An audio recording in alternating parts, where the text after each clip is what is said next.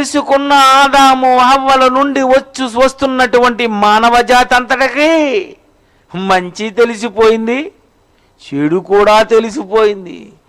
చెడు తెలిసి మనిషి చెడు చేస్తున్నాడు.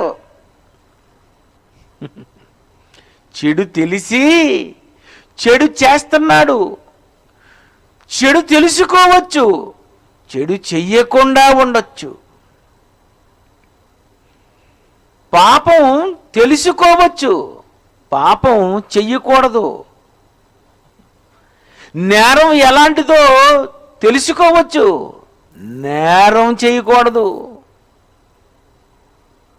తప్పు తెలుసుకోవచ్చు, కానీ చేసి తెలుసుకోవాలా, చెయ్యకుండా తెలుసుకోవాలా?